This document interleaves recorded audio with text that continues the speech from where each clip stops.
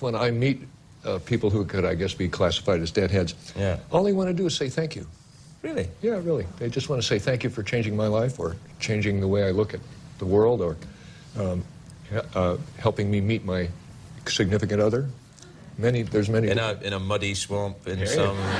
Whatever it takes, you know. Listening for the secret, searching for the sound, but I could only hear the preacher. How do you do? Greetings, my little philanthropist, and welcome to or welcome back to the channel. My name is Davey, and I am your ill-informed and unreliable historian for the evening. If you haven't yet, please subscribe and hit the like button. As I'm sure you all know, we lost our precious long turtle man on October 25th, 2024. And today is for him. I'm going to be doing something a little different with this video. You can kind of consider it a mini doc or whatever you want to, but it seemed important to talk about the man. Now I'll be doing a lesson soon on one of his songs and doing a backing track and all that jazz, but this felt really pertinent to do.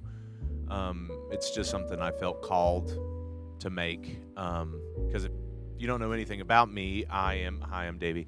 I teach and play Grateful Dead music for a living. That's what I do. But what you may not know is that it wasn't, and I usually play Jerry's parts and stuff like that, but what you may not know is that it was Phil that got me into the Dead. It wasn't Jerry. Specifically his bass line intro to Friend of the Devil off of American Beauty. This right here. It just sparked something in me that made me pay attention to like the rest of the party going on, you know? And out of all the other members of the group, I just jived with his perspective. He just seemed to like love unconditionally. And to me, he was truly the heartbeat and the pulse of the Dead. He and Jerry seemed to be like the spiritual barometers that kept the train rolling. And in this video, we're going to be exploring his history, his background, as well as listening to his playing style and his words. Because they not only mean a lot to me, but they'll surely mean a lot to you once you hear them. So yeah, let's go searching for that sound, family. But before we get too deep, I just want to say that this video is brought to you by me and the Golden Road Guitar Course. If you want to know how I play guitar, it's truly the easiest way to learn the fretboard and step up your playing in a big way. Also, there's new merch on the website. You can go to realbird.company.site to check out the new designs and some golden oldies. And we're finally putting new content up on the Patreon, so you can go check that out. Videos, as well as putting all the backing tracks up there and the stems for them for you to download and do whatever you want to do. So go give that a gander. All right, enough of that. Enough of trying to pay the bills and keep the lights on. So let's get into this thing. Thelonious Carbuncle Leshman was born on March 15, 1940 in Berkeley, California, to parents Frankfurt Alexander Hamilton Leshman and mother Babs Cornelius Leshman. Philbaum was always musical. Starting in his childhood, he was a violinist, but when he was attending Berkeley High School, he switched to playing the trumpet to get all the bitches, because as we know, bitches love trumpets. Studying the instrument under Bob Hansen of the Symphonic Golden Gate Park Band, this sparked an interest and infatuation with avant-garde classical music and what is known as free jazz. After graduating high school, Filibuster enrolled at the College of San Mateo, where he composed arrangements for the community college's big band, in which, you guessed it, he played the trumpet. And why is that, class? Let's say it all together. Because bitches love trumpets. As a sophomore, he transferred to the University of California, Berkeley in 1961, where he met lifelong friend and future Grateful Dead keyboardist Tom Constantin. Look at that fucking mustache right there. And at the behest of Constantin, he studied under the Italian modernist Luciano Berio. And I don't know if that's how you say Constantinople. It's Istanbul, not Constantinople. He studied Berio in a graduate level course at Mills College in 1962. During this time, he was volunteering at the local radio station KPFA as a recording engineer and met a little-known banjo player named Geronimo Garcilia and invited him to perform on the station's midnight special show. Even though they had seemingly opposing musical interests, a strong bond soon formed. For some reason, during this time, Philtron 9000 worked at the post office where he drove a service truck, dropping off fat packages to all the little housewives. Because bitches love trumpets. In the spring of 1965, he saw Jer Bear's new band, The Warlocks, and sources say he was impressed. I don't know why he wouldn't be. A few weeks later, he was approached and asked by Jerry to join the band as their new bassist. This was extremely unexpected. Phil had never played bass before. He'd never even seen one. However, he accepted, and the rest, as they say, is a long, strange trip. According to Philharmonic, the first song he ever rehearsed with the band was I Know You Rider, which is fitting, right? Because now that he's gone, we miss him terribly. Going back a little skosh. Since he had never played the instrument before, he had no preconceived notions or attitudes about the instrument's traditional rhythm section role. In his autobiography, he credited Jack Cassidy, who was playing with Jefferson Airplane at the time, as a confirming influence in the direction that he was going. He said that his playing style was influenced more by Bach's counterpoint method than by contemporary rock and soul bass players. Basically, the way I see it, since he was the only one in that sonic range within the group, kind of that lower sonic range, he was free to do whatever the fuck he wanted to. The dude basically soloed for almost 60 years, and it's incredible. And I wouldn't have it any other way, truly. Even if you don't vibe with how he played, you still have to respect the fact that he had a unique style that not only his peers gleaned from, but until this day, people still try to emulate, because it's just so impressive. Now, Philly Cheesesteak was an innovator in the new role that electric bass developed during the mid-1960s. His contemporaries, such as Jack Cassidy, Jack Bruce, James Jamerson, and Paul McCartney, all of those sound like made-up fucking names, just saying, adopted a more melodic, contrapuntal approach to the instrument. I don't know if that's how you say it, contrapuntal. It means counterpoint. In music theory, it's the relationship of two or more simultaneous musical lines that are harmonically interdependent yet independent in rhythm and melodic contour. The term originates from the Latin punctus contra punctum, meaning point against point, or note against note, So something like the bass and guitar lines in St. Stephen, for example. There's a ton of examples like that, but that one kind of sticks out to me the most. Before this was an intentional distinction, bass players in rock music generally played a conventional timekeeping role within the beat of the song. While not abandoning these aspects, Lesh Meister took his own improvised walkabouts during his song or instrumental section, known colloquially as yams or jams. This led to a very apparent and distinguished complement to old Larry Garcia's guitar solos. Early on in the days of the Dead, he apprehended the sonic possibilities presented by the recording studio, and his bad boy antics often led to complaints by the band's record label. My boy's just trying to get high and get weird and push the boundaries of what we consider conventional reality. And these fucking squares were trying to keep my string bean down.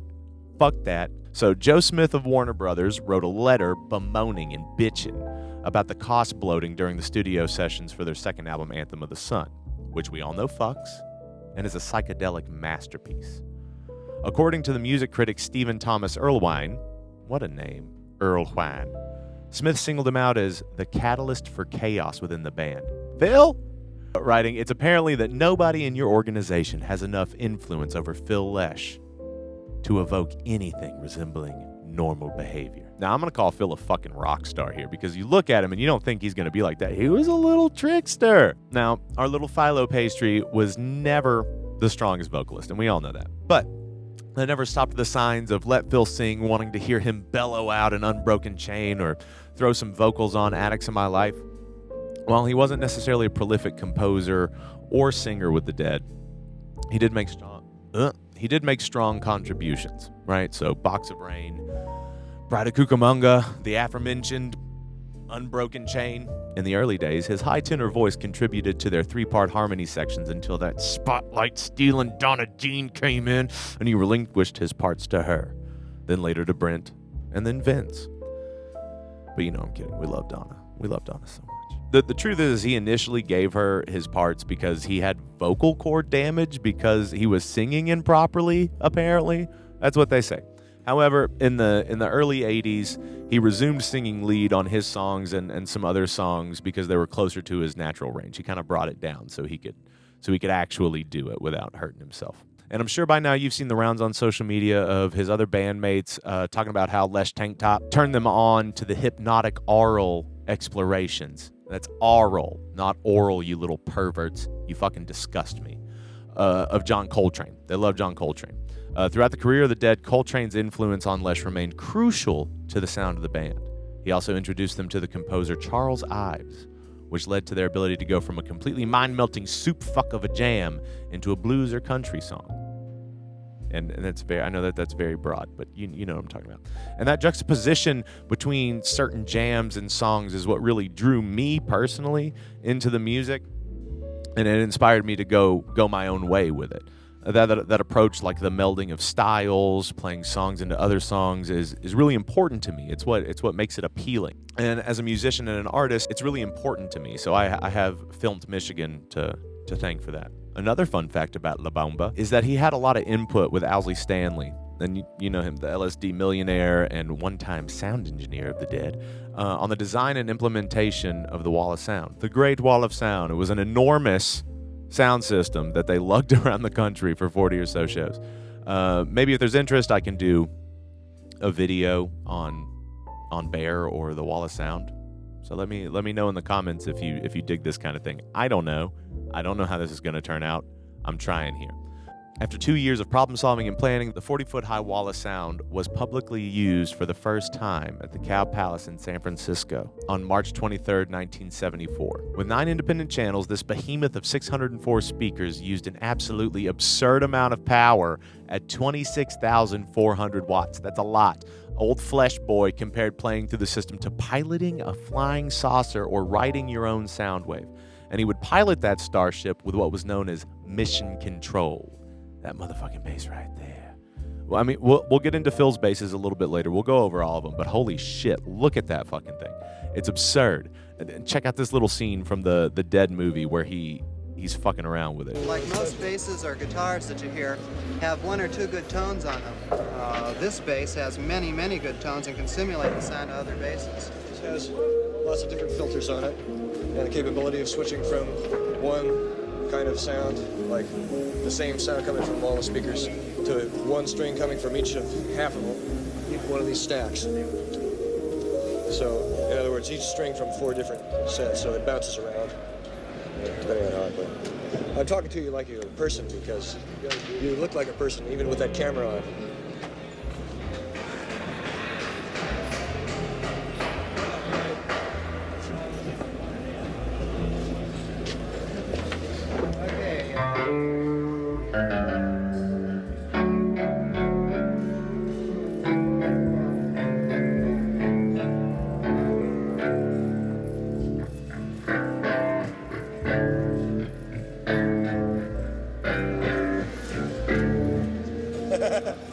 Getting a little carried away there.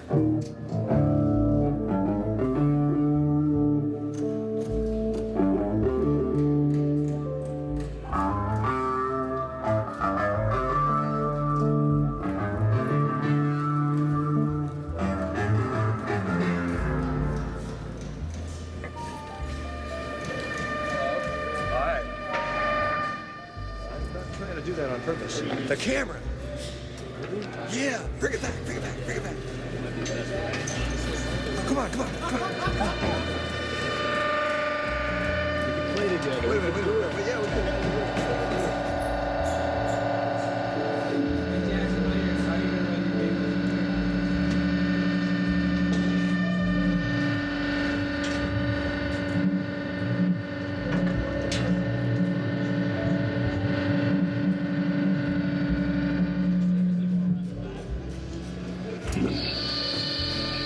Doesn't he look like a bearded woodchuck?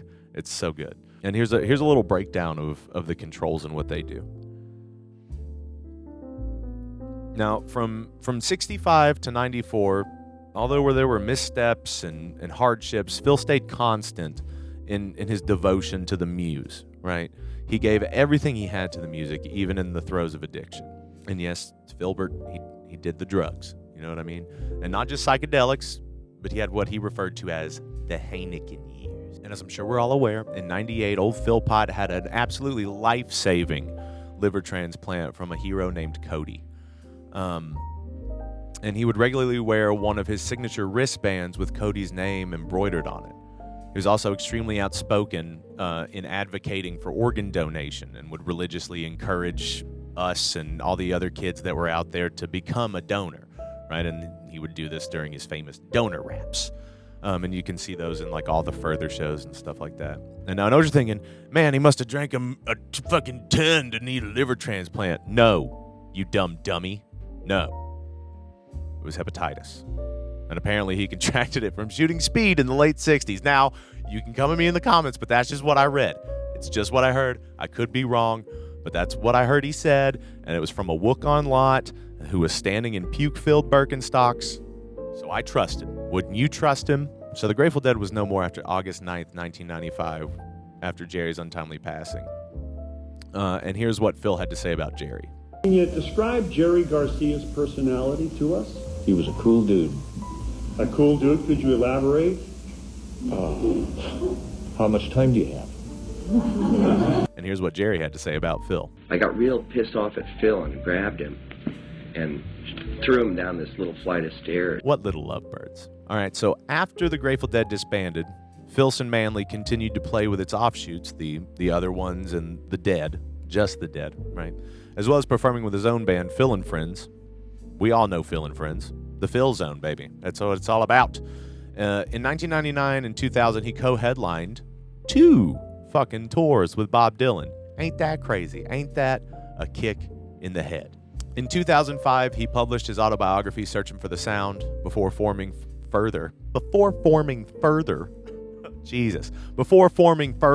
Bob Weir in 2009. He would play with them until 2014. By the way, Further is still, to this day, my favorite iteration of the Dead's music. They came with the balls, you know what I'm saying? I like that shit. In 2012, he founded the venue Terrapin Crossroads in San Rafael, California.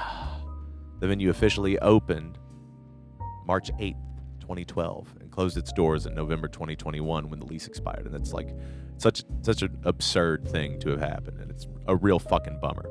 But while the venue was operational, Philman and his sons, Graham and Brian, served as the house band, playing the Dead's catalog as well as songs by Mumford & Son and Zac Brown Band, interestingly enough. I wasn't totally aware of that. All right, so now we're going to go back to 2014. At the age of 74, he ceased touring full-time. He still did shows, but he was done touring. He was done being on the road. He was 74 fucking years old. And in 2015, he took part in the Fare Thee Well shows. We all remember that, right? The 50 years with his remaining bandmates and Trey Anastasio.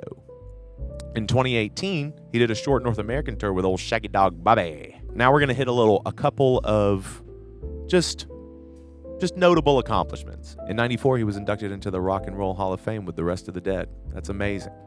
In 2020, Rolling Stone named him the 11th greatest bass player of all time. Not as high as I would have ranked him, but I'm not a journalist. I'm just some dude stuck in your phone that only exists when you look at it.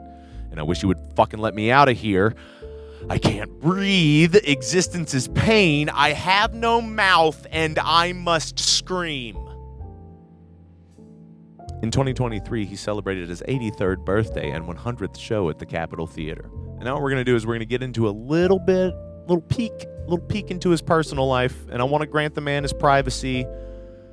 But, I mean, this stuff's out there, so we're going to talk about it. In 1984, Phil married Jill, and Phil and Jill were partners in life and business, if you know what I mean. No, you fucking degenerate. They started the charity Unbroken Chain Foundation. And so the foundation that they started, it's really cool. I mean, it's a little...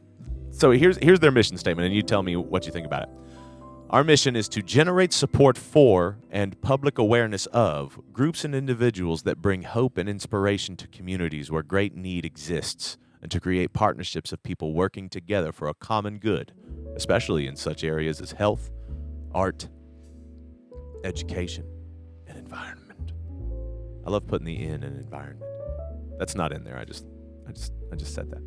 The foundation's purpose is to provide, for the public benefit, the opportunity for people to experience and participate in various activities, which will highlight, among other things, health, art, education, and environment. We're kind of saying the same stuff again, aren't we? The foundation's activities will include the sponsorship of events promoting awareness and participation in health, arts, education, and the environment. They just keep saying health, arts, education, and environment, which is fine, but you don't need to keep putting it. Like, I pulled this off of their front page. These events will be designed to stimulate the interests of people who might not otherwise be exposed or have the opportunities to engage in these activities. So, I mean, it's, you take that for what you will. I think that they're doing beautiful stuff with it, but also it's, I just don't want to, it's a little hippy dippy, but whatever. The couple also had 2 sons, Graham and Brian, as we mentioned before. Both of them followed in their father's footsteps, becoming very talented and established musicians in their own right. They're both very good. You check them out. So this is where shit gets a little heavy. Okay, so this is, we're kind of getting towards the end here. You are warned. On October 26, 2006, Filbert released a statement on his website revealing that he had been diagnosed with prostate cancer, which is the disease that killed his dad, and he would be undergoing surgery to have it removed. On December 7th of that year, it was announced that the surgery was a success and that the cancer was removed. In October of 2015, he underwent surgery for bladder cancer. Apparently, the dude was just riddled with cancer. It's absurd. This is crazy. But he had surgery and it was removed and he made a full recovery. He beat cancer twice. It's fucking, oh my God. In August of 2019, he was forced to cancel several shows to undergo back surgery. And he made a full recovery. The dude is a fucking superhero. I thought he was going to keep replacing all of his organs until he was like 20 again. I truly thought until the other day that there was no problem. I thought he was just going to keep going, you know. However, Philip Chapman Lesh died peacefully, surrounded by the people that he loved on October 25th, 2024.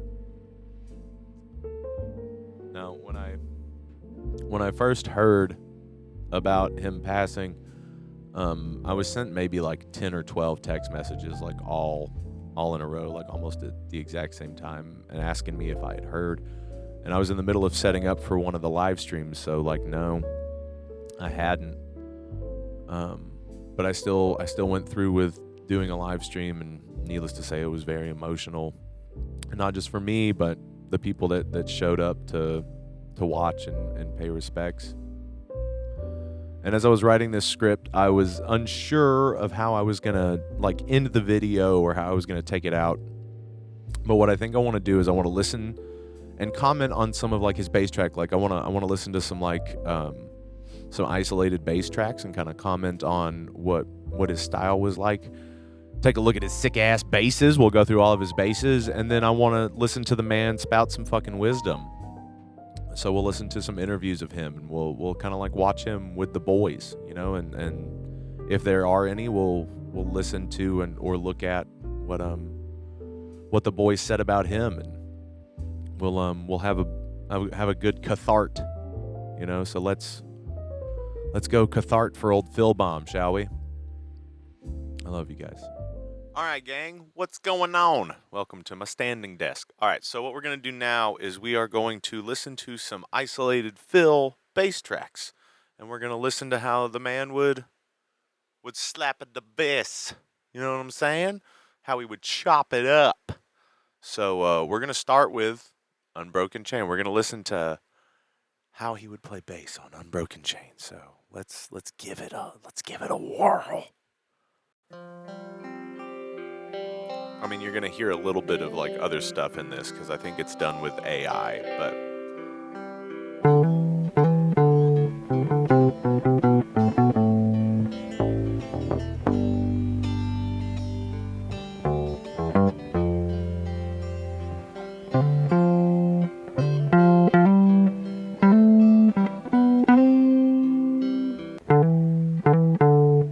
see, he's wearing the Cody band in this one.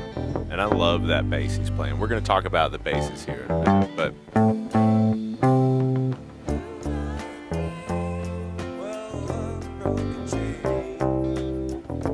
see how freely he moves. Like it's so bouncy and just ethereal. He's just doing whatever the fuck he wants to do.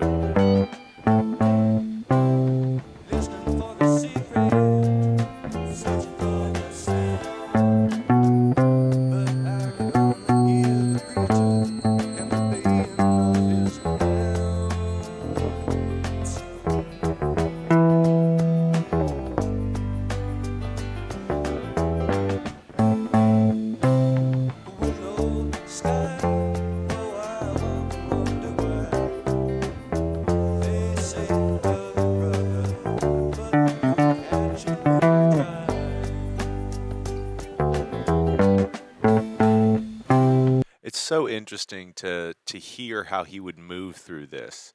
I don't think I've ever listened to this isolated track before. It's really impressive, just the way that he's kind of moving between these more flowy lines and these more staccato, these more picked out lines. I mean, he's always using a pick, but do you understand what I'm saying? Where it's more a little less flowy and a little bit more sharp.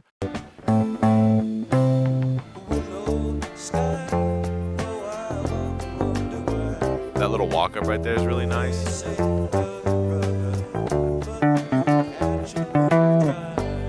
Like that's almost slap-like. That's so cool.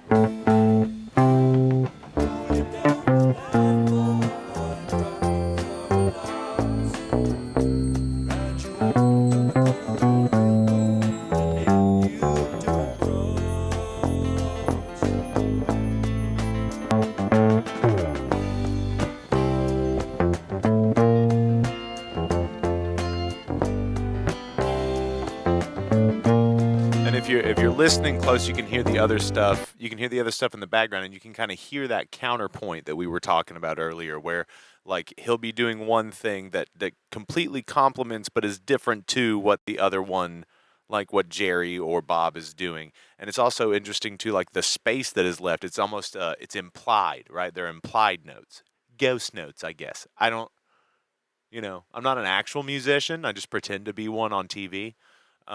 So to me, that's what it sounds like. Where it's do do da, like he's just doing the do do, and the ba is implied. It's also done by the guitar, but it's implied that he would be doing it too. I think that's really cool.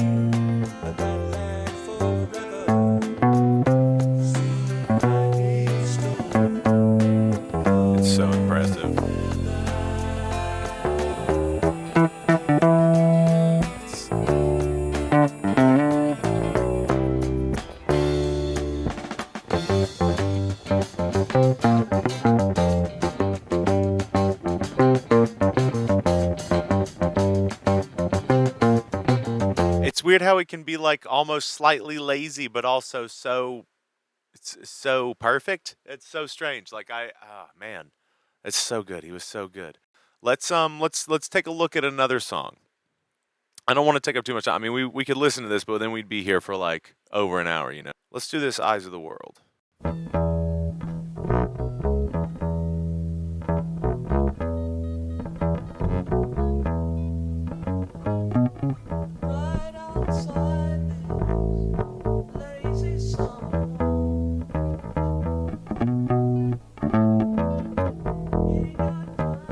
Playing the Guild Starfire.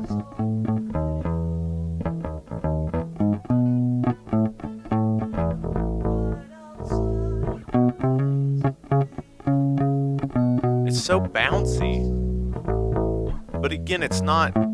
It's so when we were talking earlier, we were talking about like how he wouldn't necessarily subscribe to the actually like playing in the pocket, right? He's not a pocket player.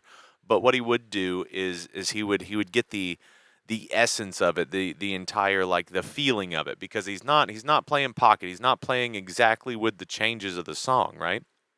He's doing what feels right. He's again is so intuitive, such an intuitive player, and it's so fucking jazzy.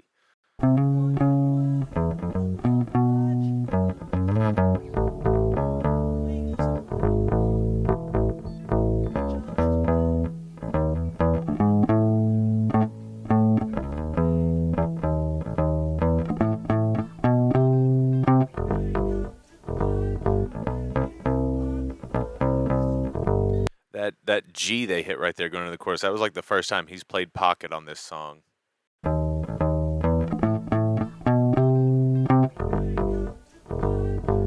See that? Ba-doo-doot, ba-doo-doot. That's so cool.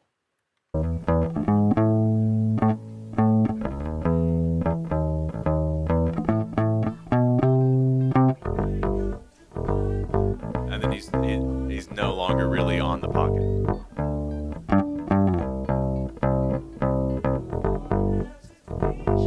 So good.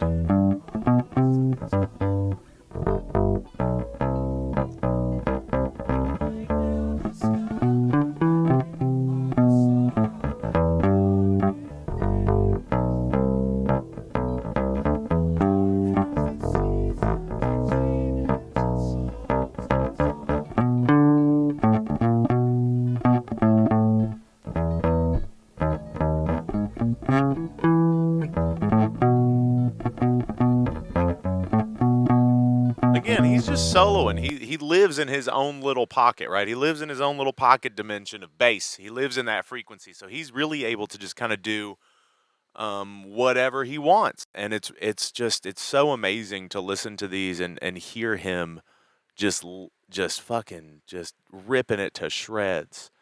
Let's go check out. Let's check out this China Cat. And this is from Vanita.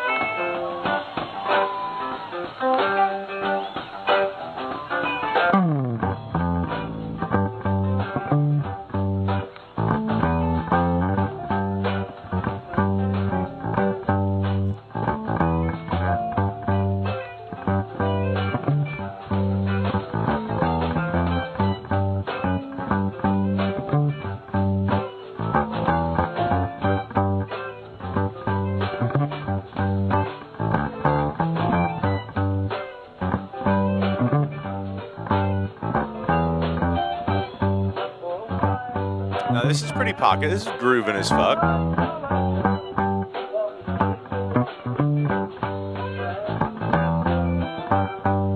Again, just he was so bouncy. Like, and I enjoy. I can only play bass with a pick. That's because I'm a guitar player and I play bass like a guitar player. But I take a lot from Phil's playing when I play bass. So if you go and listen to any of the backing tracks that I've done, like in the Play Dead Jam tracks, like you'll see that I really just kind of like try to hone in on not necessarily exactly what he's doing, but definitely going with the vibe of what he's kind of going towards. Again, it's so jazzy and it's so loose that it just gives this airy feel to the music. Let's go a little further into the. Now we're getting into the jam, into Rider.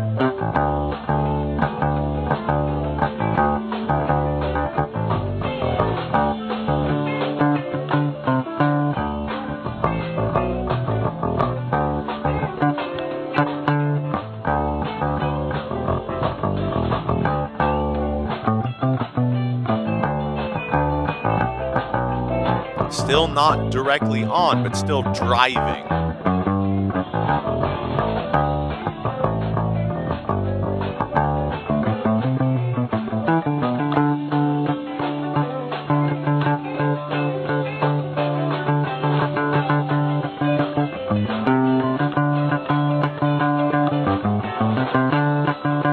It's really cool. So if you're listening kind of like past the bass and you're kind of hearing that little bit of like the guitars that are still coming through, like the Bob and the Jerry parts still coming through, you can see that he's trying to ramp up. That's point counterpoint, right?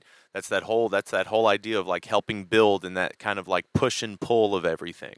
It's so fucking cool. He was so fucking talented.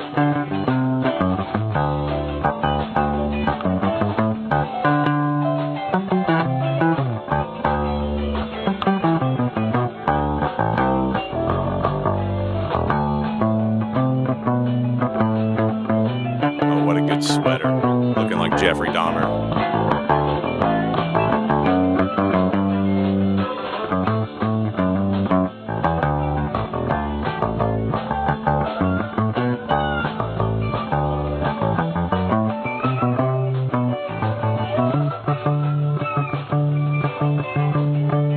Doing that nice build-up stuff, like kind of staying in that higher register.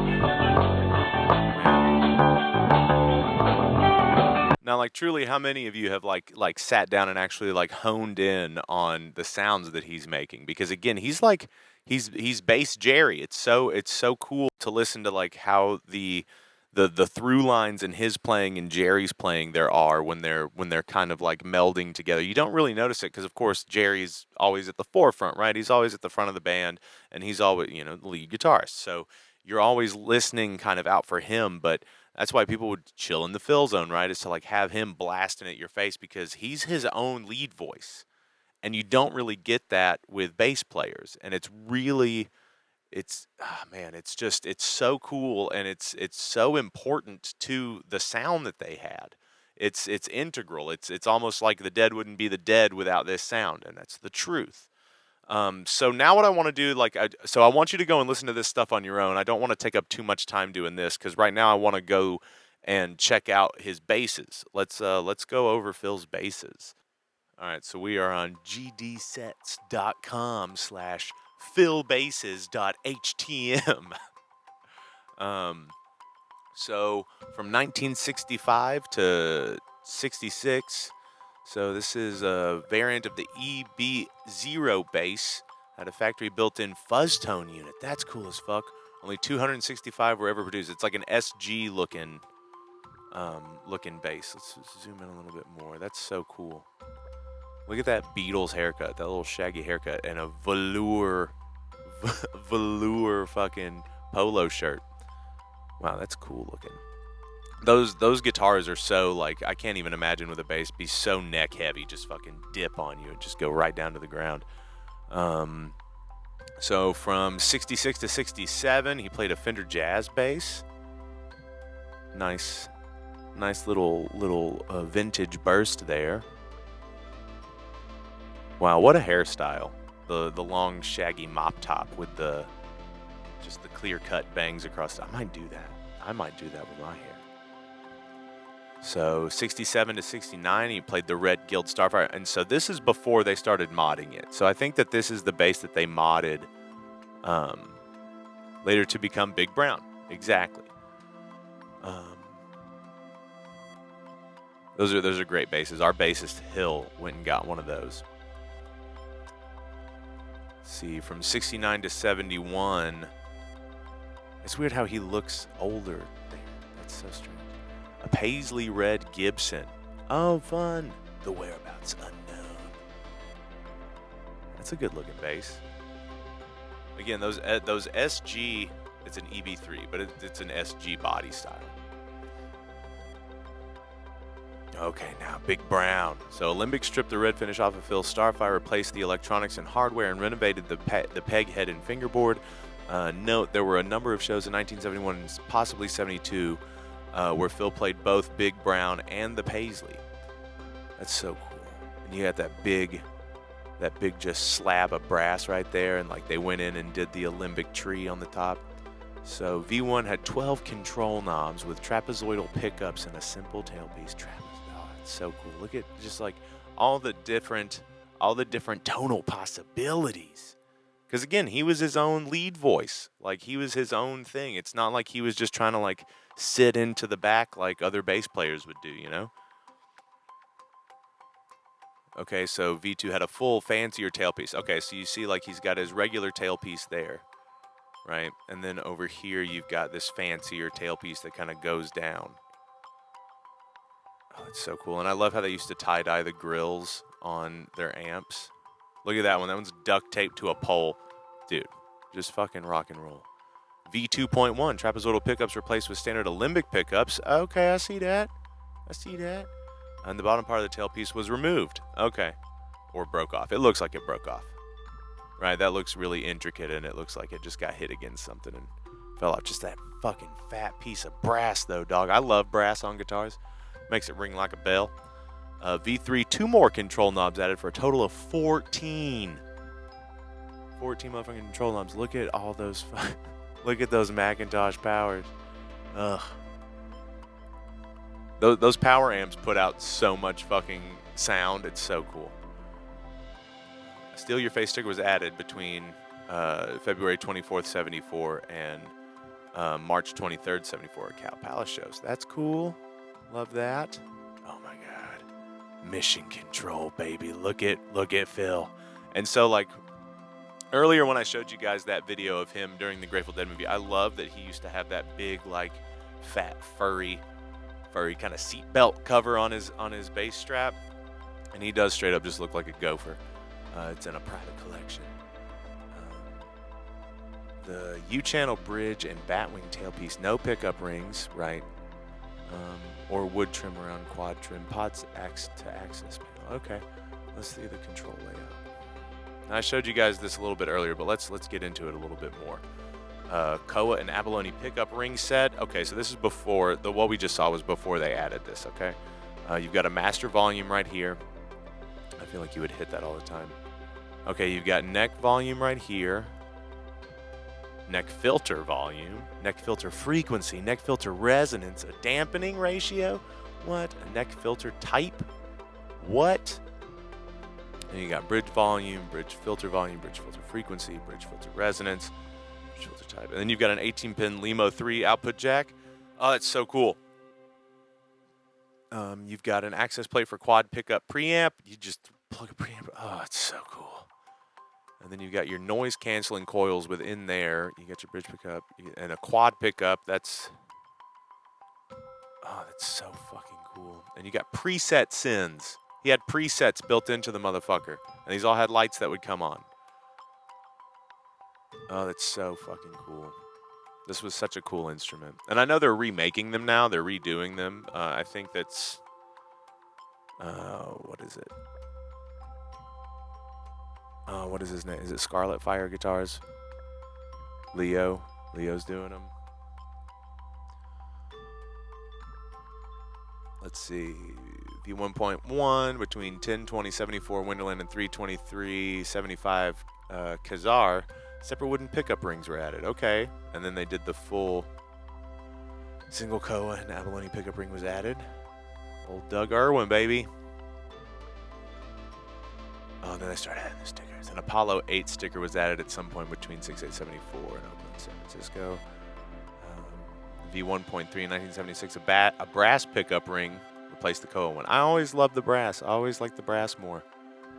Between 1231.76 San Francisco and 226.77 San Bernardino, the original bridge and tailpiece were replaced with a Leo Kwan badass combo bridge tailpiece. Uh-huh. See that? See that right there? See that tailpiece right there? Oh, and it's got the steal your face. Oh, dude. What a cool instrument. 1-1. So V3 between 517.78 Chicago and 6478 Santa Barbara. A new custom brass Olympic tailpiece was added and the badass bridge was modified to allow the strings to pass over the back. Okay. I don't know if that's super... I mean, it's a little pixelated to me, too, on this big screen. But, I mean, I hope you guys can see a little bit of that. Let's see. 7178 to 21779 Big Brown and Mission Control. Both basses were used in a number of shows from this period. Between 10/22/78 Winterland and 11/11/78 Saturday Night Live, a Chaparral Cars logo sticker was added to Mission Control. Okay. Chaparral. And this is from NBC, so that would have been at Saturday Night Live. That's so fun. 11/17/78 Rambler Room, Loyola College. Blonde Fender Precision. Okay, used at an impromptu acoustic show billed as the Bob Weir Band. Jerry, Bob, Phil, Mickey as a benefit for Hunger Week. Aw. Let's see, 4/22/79 to 7/1/79. We got Mission Control back between 4/22/79 San Jose and 5/3/79 Charlotte. A McLaren sticker was added. Okay, I see that. No, that's the... How do you say that again? Chaparral. Was added between the bridge and the control knobs. All right. And then we got Big Brown in 79. Okay. Okay, so here we go. From 79 to 81, this is where we get like his Tiger kind of like style, the wizard bass, right? Even though the other ones, you know, oh, so this is a credit from David Gans. I upset him once at a Jerry Day in Atlanta. Toby and I were out back of Jerry Day in Atlanta. And, you know, we knew David Gans was going to be there, but I just like, there's a lot of like old white dudes with white hair and ponytails walking around, right? Wearing tie-dyes. It's just like, what's going on down there? So didn't make much sense to, it didn't didn't really compute to me that he was who walked outside. So Toby's standing there smoking a cigarette. I'm standing with him, and white guy with white hair and a ponytail and a tie-dye walks out, and he's like, lots of good music today. And we were like, yeah, man, it's pretty cool. It's a pretty fun time. And then we stand there for a second. Toby and I continue talking about what we're talking about, and he's standing there. And, I realize now that maybe he was trying to, not necessarily, for his ego get recognized, but, just like, you don't want to fucking talk to me? I'm fucking here. I'm David Gans. And, if I had known that, yeah, dude. But, he was like, after a couple minutes, he was just like, well, time to go call my wife. And just, without even thinking, I was just like, tell her I said hi. And he just, looked at me, and I was like, okay. And then, because, it's like, I just thought it was funny. I just thought it was funny to be like, well, all right, well, tell her I said hi. It's a Southern thing, what? Tell your wife I said hi. Tell your mama I said what's up. It doesn't mean anything. Just trying to be cordial. But then our drummer, Taylor, or our old drummer, Taylor, walked out and was like, dude, did you guys see David Gans? He walked out here. Did you guys talk to him? And I was like, what? He's like, yeah, the dude, the guy that's right over there. I was like, oh, no. Told him to say hi to his wife. What the fuck? And so that's my little David Gans story. He'll probably never want to talk to us again. Probably hates my guts. But you never know. Sometimes people are cool. So 8/12/81 to 10/19/81, he played a Fender Jazz. I like that one's kind of stripped down. Phil obtained this bass from a neighbor in Fairfax. The model year is unknown, but it looks very similar to the jazz bass he was using in '67, albeit with the finish stripped off and the pick guard removed. Again, you got that little bit of brass. We got a G&L L2000E stock model with customizations. Changed the second switch from series parallel to a low-pass filter for the neck pickup. Love that. Added a low-pass filter switch between the tone knobs to fatten the sound on the bridge pickup. That's so fucking cool. And a trim pod above the jack for controlling the level of the boost. That's fun as fuck. Dude, I love all the customization to these instruments. Look at Fat Phil. Playing the Modulus Graphite 6-string. Those strings look tiny. That looks like a guitar. I mean, I know it's not. Look at Fat Phil. 6-string graphite neck through body design with narrower string spacing than 4-string basses. Yeah. Featured a quilted maple top. The numbering of these custom Modulus basses reflects Phil's acquisition and use, and not serial numbers. Right. And so that's cool. It's kind of like the headless Wolf Jr. that was made for Jerry. That's cool. Okay, so he's got his second Modulus here. Neck through body construction and quilted maple top. Similar to the Modulus one, the wing sticker was added. He's got a wing sticker on there? That's fun. 731-83 Ventura and 820-83 Frost shows. Okay, Modulus number 2, V2. Neck pickup added, additional routing done to move middle pickup slightly toward the bridge. Okay, I see that. And cover plate added for middle pickup. Let's see, 627-84 to 10-9-84, the Modulus number 1 V2. Okay, so we had that one modded a little bit. A control set modified to comprise a single volume and tone control and an on-off switch for each pickup. Modulus number 2 V3. An additional switch appears to have been added in the control area, used at least once in 1985, as noted, and possibly in other shows. Also uncertain whether Phil used it at the start of October 1984 too. It's uncertain. No pictures. Modulus number 3 V1, neck through body construction with a red Nara top from the Philippines. That does look pretty. Big old horns on that fucker. Modulus number 4. Ooh, so this is a Modulus and Doug Irwin, so it's kind of like got the wizard kind of Jerry gnarled finger look at the top. All carbon fiber with hollow body and neck. All carbon fiber. It's gotta be, that had to have been light. Doug Irwin carved a mahogany plug for the mold, hence the Irwin-esque shape, and the plug was destroyed in the mold-making process. A similar build was planned for Jerry, but the complexity of the bass build nixed that project. The bass first appeared in the So Far video shoot in April 1985, but did not get used on stage until the fall of 1985. Continued to be used during that tour, June 1986 Alpine Valley shows, and possibly others. This bass was used for the recording of In the Dark. Fun! Love that. Okay, so we got a Modulus number 5. He loves these Modulus basses. The headless bass was built with a spruce core, graphite top back plates, a neck through graphite neck, and all aluminum hardware milled by Larry Robinson, who built the bass. Cool. The weight of the instrument was 7 pounds. That's insane. 7 pounds is light. Shit. Go back. No. We were getting so far out of here. All right. I do love that. I do love that look. So 7 pounds. Like Birdie, my guitar is like 12 or 13. Modulus number 5. Okay, same bass with new paint job. Okay. Oh, I liked this though. I liked that better than whatever. Whatever, it's his bass. Phil used both Modulus 3 and number 5 at the Alpine Valley and perhaps Bloomington. Okay. It's just so interesting. Like, it's just set up like a guitar. There's not like spacing between the strings. Roland MIDI pickup and controller were temporarily added. Yeah, fuck with that. I love that. I love the MIDI shit. And what a cool, like, I love the duck Steely. And look at him. He's just matching. He's having a great time. Look at that smile, dude. Beautiful. Beautiful beanstalk of a man. We got a Modulus number 5 V2. Okay, so that looks... It just looks like a couple things have been added. I mean, it looks exactly the same as the one that just had the color changed.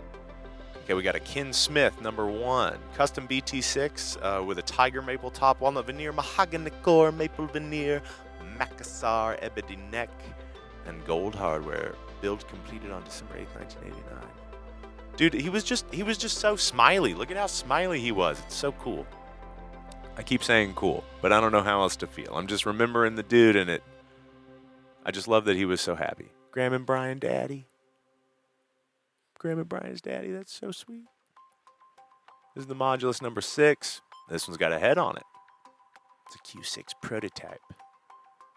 We got a Ken Smith number 2, off-the-shelf stock BT6. Now, I don't know if I've ever seen a Ken Smith. I feel like I've heard the name, but I've never seen one. Quilted maple top and gold hardware. The original Smith pickups were replaced with EMGs. That's going to give you some heat. The neck was damaged in an apparent attempt to replace the fretboard. Yeah, you don't want to do that. Okay, he had a third Ken Smith? Jesus, Phil. Regular maple top, black hardware, and a MIDI pickup. Yeah, boy. Triggers for middle 4 strings only. Well, yeah, I think that they only made those Roland bass pickups for 4 strings. Yeah, he's got it. Wait, you said it's between the... Oh, it's not in the picture, I don't think. So he's got a dark green modulus. Yeah. Phil played a dark green modulus, which included a piezoelectric pickup on the first song only. Yeah, he probably didn't like that. Play it again on stage after that. Yeah, he probably didn't like that at all. I'm not a huge fan of piezo pickups. Or piezo, whatever you want to say. Modulus number 7. I like that. Look at that. It's like a tiger's eye. Ken Smith number played by Barney the Dinosaur. A costumed Barney was hired to entertain the kids backstage, and someone got the idea to send him out with a bass for the second set opener, while Phil stood behind his stack and played. Oh, that's so sweet. Bob looks so upset. This bass appears... Okay, so Modulus number 8. God damn, he had so many basses. I can't even, begin to, think what it would be like to have this many basses. This bass appears to have MIDI pickup between the bridge and the bridge pickup. God, that's pretty. Oh, a Dave Mays 5-string acoustic. Acoustic benefit performance by Jerry, Bob, Phil, and Vince for the Berkeley Public Education Foundation. That's awesome. Modulus number 7. Holy tip balls. Wait, this is not all of his basses. So this is 5/1995 to 7/9/95, Modulus number 7. We're gonna have to find his other ones because I know that he's got some Olympics. Yeah, we've got more in here.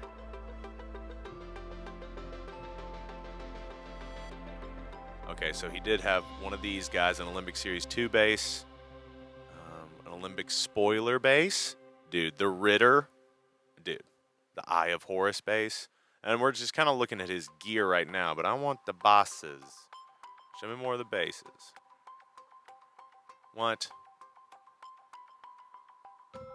Where are his Olympic basses? I mean, his other Olympic basses. He definitely had more than 10 bass guitars. All right, we're going to keep hunting.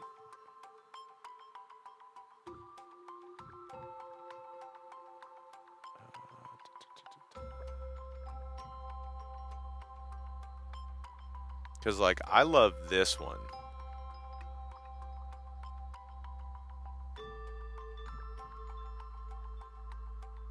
Like I love that shit. It's like a darling. Like Alembic makes these darling body shapes. So pretty. Ugh, so good. All right, well, so this has added another like 30 minutes to the video. But what we're gonna do now is we're gonna go out on just the man. We're gonna let him talk for a while, and we're gonna listen to some people talk about him. Okay, so I'm gonna compile what I think are some very important statements from the man and statements about the man. And so I'm going to send us out on those. So I love you guys. Thank you so much for watching this kind of mini doc, retrospective, just reverence, just, you know, I don't really know what to call this. I don't know what this is or what this was, but I hope you guys enjoyed it. Please subscribe, hit the like button. If you want to, you can buy the Golden Road Guitar course, join the Patreon, buy some merch. You can donate directly to the channel. Probably that's where the most space is. If you like what we're doing and want us to keep doing it. But if not, just have a good day. I love you guys. And yeah, dude. You guys are the best. I love you. I love Phil. And enjoy these words. Mwah. What steps do you need to facilitate that and to get yourself out of the way? Oh, it's not something you can. It's not like quite like getting into character. Right. For a drama, but it's sort of similar. You sort of have to get out of character. That is to say, get out of yourself. So I try before the show, just right before the show, I try to just be by myself and just go blank. Just go absolutely blank. And sometimes I'm successful at doing that, and sometimes I'm not. Yeah. Do you practice that other times too? I mean, is that a sort of a discipline, spiritual discipline? It's something that I'm learning to use as a tool in ordinary life, if you will, yes, as well. Yeah. It's an honor. Yeah. It's an honor. That's right. To play this role. Yeah. It's an honor to be even to be allowed access to the pipeline. Yeah. And who knows why? Yeah. Who knows why or why it's me and not the guy down the street. I am not really a band leader. Jerry once said he thought of himself as a signpost to new spaces. In a famous old interview from the 60s. And I kind of feel like that sometimes too, rather than leading, my role is to demonstrate or to show. Or, here's an open door. Mm-hmm. Let's go through it. Oh, you don't want to go through that? Here's another one. It's an invitation. Or I'll copy what somebody else is playing, and we'll go through that door. Because I like to let them play whatever they damn please, you know. And they never disappoint me. Listen, listen, listen, listen, listen, and listen some more. Yeah. And don't just listen to one part. Listen to the whole flow.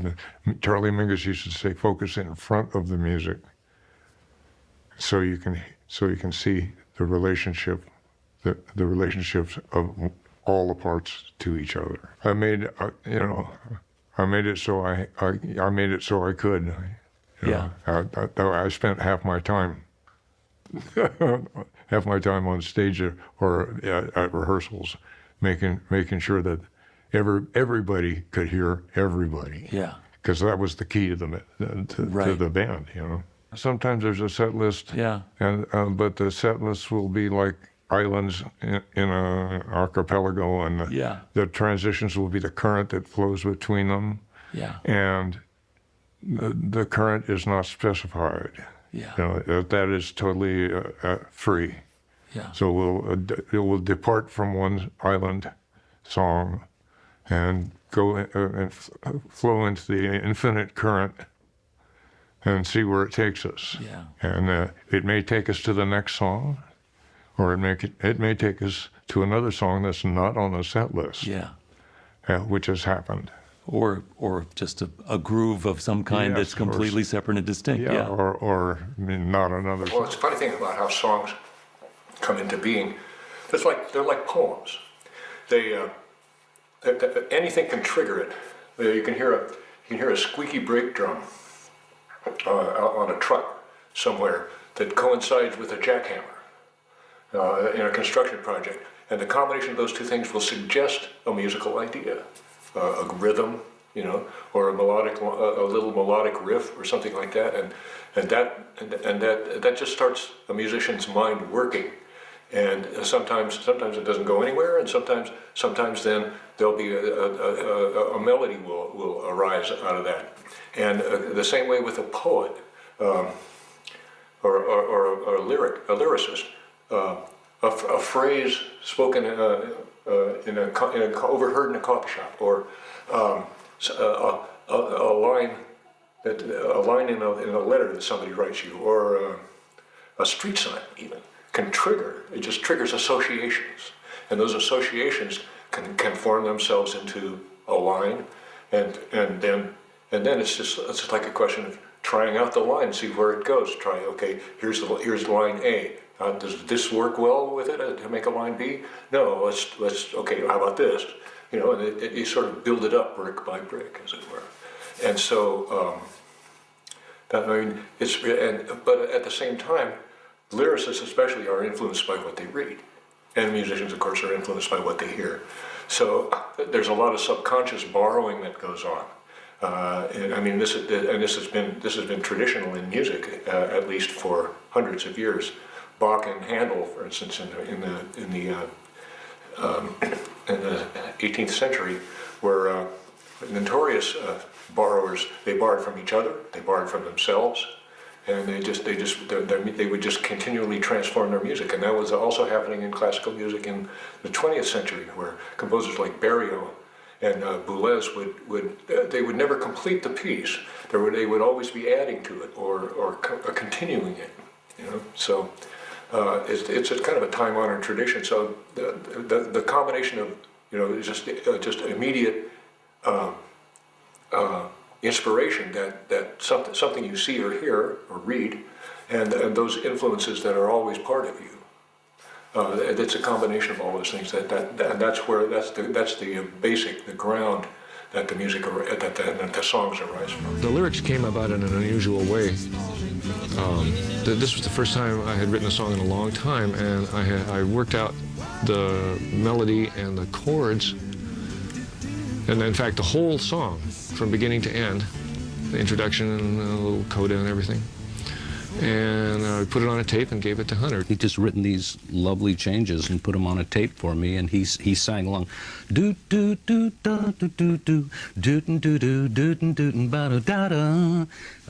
So the phrasing was all there. I think I went through it 2 or 3 times, writing as fast as I could, and that song was written. And it was written for, I guess it was written for a young man whose father was dying. And at that time, my dad was dying of cancer, and I would drive out and visit with him in the hospital, and also at the nursing home that he went to spend his final days in. And after Bob gave me the lyrics on the way out there, I would practice singing the song, and I sort of identified that song with my dad and his approaching death. Lyrics that he produced were so apt, so perfect. It was very moving for me to experience that during the period of my dad's passing. Has all this success changed it at all? Has it made it different for you? No, not particularly. We've been in it for so long, and we were never in it for to be successful. We just wanted to be together and keep doing it. And it's gratifying, of course, to be appreciated by so many people, but it's no big deal, no. Phil, me boy, me son, me lad, how are you? Not bad, thank you. Good. Hey, I'm feeling very priesty tonight for some reason. What, you were in the Grateful Dead. I heard that sometimes that drugs were involved. Is that true?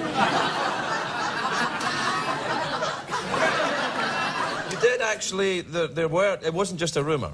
No, sir. Acid was legal then, though, wasn't it? It was legal. It certainly was. Yeah. 1966 was when it was made illegal. Yeah. And we were just a bunch of happy kids. Yeah. It was a lot of fun. Acid's a strange drug, though, isn't it? No. Oh, yeah. Listen, I know it is. You're not the. We had it in Scotland. Did you? No. No, we did. We had a little bit. Yeah, I took it. I didn't like it. You didn't like it? No, didn't like it. Made me a little crazy. Anyway, you play all this time with the Grateful Dead, and all these people follow you around all the time. You were the counterculture, and it turned into big business. How did that happen, Mr. Microsoft? Well, it just we kept playing to more and more people, and they kept coming back for more. We never played the same show twice, I think, was the main reason that people kept coming back. But didn't they ask for the same songs and stuff like that? They didn't need to. They didn't need to have the same song. Besides, we never had any hits, so they wouldn't have known what to ask for. I find that quite fascinating. They just kind of show up and they'll play some music. We don't know what it'll be, but it'll be fine. Well, it's kind of a little adventure. Right. You know, to come to the Grateful Dead show, hey, I'm paying all this money, what's going to happen? Gee, I don't know. Yeah. But it might be fun. Of course, it might fall apart in the middle. Did it cost a lot of money to go to a Grateful Dead concert? I don't know. It started out about $3.50, I think. $3.50. $3.50. Yeah, it's like $350 to go and see a band now. Do you know that? For who? U2, stuff like that. Wow. Yeah. But they play the same show every night, so who cares about that? Same song. You know, my cousin Karen followed you around for 15 years. Is she okay? Yeah, she's all right. Yeah, she was in. She followed you. She was brought up in Long Island, and then at a certain point, she just followed you around. And now she lives in the woods just outside San Francisco, making tie-dye clothing. Is that normal? Is that normally what happens to deadheads? No, actually, some of them end up in the White House. Some of them end up driving taxis. You know? Yeah. Some of them end up in television. They are everywhere. Do people still follow you around and shout, Jerry was there and stuff like that to you? Well, actually, when I meet people who could, I guess, be classified as deadheads, all they want to do is say thank you. Really? Yeah, really. They just want to say thank you for changing my life, or changing the way I look at the world, or helping me meet my significant other. There's many. In a muddy swamp in some. Whatever it takes, you know.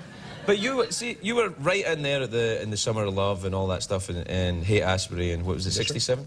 67, yeah. 67. Has the world benefited from the Summer of Love? Has anything really changed? Well, I don't know that anything has really on a certain level. On the other hand, the spirit of the 60s and what was going on in the Haight-Ashbury, I find it alive everywhere. Yeah. Anytime I play a show, I find it there. It's kind of like the ideal of community never went away. Mm-hmm. So even though there's been a sort of diaspora of deadheads, you might say. A diaspora of deadheads. Consider it. Nice. And they have spread themselves far and wide. They still enjoy coming together in a community when I perform with my band, or when the Dead goes out and performs together. But was it ultimately doomed because it was drug-fueled and pleasure-fueled? Does social change have to come from gritty, horrible driving stuff, or can it come from, hey, let's party? Well, that's a good question. Yeah, that's why I asked it. Well, social change can come from anywhere. Yeah. Really, but what it takes is enough people who feel identical about it, or have the same state of mind about it, and it will sort of do itself.